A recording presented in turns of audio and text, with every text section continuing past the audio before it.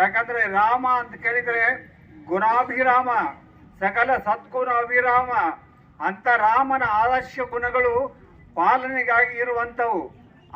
ಅವನು ಲೋಕಾಭಿರಾಮನಾಗಿದ್ದಾನೆ ಅಂತ ರಾಮನ ಆದರ್ಶ ಗುಣಗಳನ್ನು ಹೇಳಬೇಕು ಅಂತ ಕೇಳಿದ್ರೆ ಒಂದಲ್ಲ ಎರಡಲ್ಲ, ಇತಿಹಾಸದೊಳಗೆ ಇವತ್ತ ಆದರ್ಶ ರಾಮ ಅಂತ ಕೇಳಿದರೆ ನಿಜವಾಗಲೂ ಅವನ ಆದರ್ಶಗಳು ಅವು ಅಗಣಿತವಾಗಿರುವಂಥವು.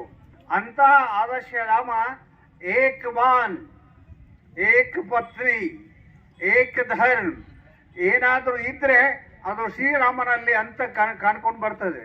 ಹಾಗೆ ಒಬ್ಬನೇ ಹೆಂಡತಿಯ ಜೊತೆಗೆ ಒಂದೇ ಬಾಣದಿಂದ ಎಲ್ಲ ದುಷ್ಟರ ಶಕ್ತಿಯನ್ನ, ಎಲ್ಲ ದುಷ್ಟ ಶಕ್ತಿಯನ್ನು ನಾಶ ಮಾಡಿರ್ತಕ್ಕಂಥ ಕೀರ್ತಿ ಶ್ರೀರಾಮನಲ್ಲಿದೆ. ಅಂತ ಶ್ರೀರಾಮ ಅವತಾರಿ ಪುರುಷ, ದಶಾವತಾರದಲ್ಲಿ ಶ್ರೇಷ್ಠವಾದಂಥ ಅಧಿಕಾರ, ಆದರ್ಶವಾಗಿರ್ತಕ್ಕಂಥ ಗುಣಾಢ್ಯನಾಗಿರುವಂಥ ಧರ್ಮ ಅದು ಶ್ರೀರಾಮನ ಒಂದು ವ್ಯಕ್ತಿತ್ವವಾಗಿದೆ.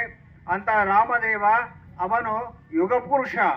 ಯುಗದಲ್ಲಿ ಅದು ತ್ರೇತಾಯುಗದಲ್ಲಿ ಆದರ್ಶದ ಗುಣಾಢ್ಯನಾಗಿರ್ತಕ್ಕಂಥವನು ಶ್ರೀರಾಮಚಂದ್ರ ಪ್ರಭು.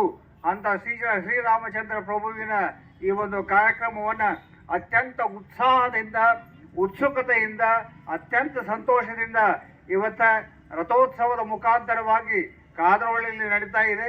ಇಂತಹ ಕಾರ್ಯಕ್ರಮವನ್ನು ನಾವೆಲ್ಲ ಅತ್ಯಂತ ಸಂತೋಷದಿಂದ, ಅತ್ಯಂತ ಹೃದಯಪೂರ್ವಕವಾಗಿ, ಭಕ್ತಿ ಶ್ರದ್ಧೆಗಳ ಮುಖಾಂತರವಾಗಿ ಈ ಉತ್ಸವವನ್ನು ನೆರವೇರಿಸೋಣ. ಈ ಉತ್ಸವವನ್ನು ನೆರವೇರಿಸಿ ಆ ರಾಮನ ಆದರ್ಶ ಗುಣಗಳನ್ನು ನಾವೆಲ್ಲ ಪಾಲಿಸೋಣ ಅಂತ ಹೇಳ್ತಾ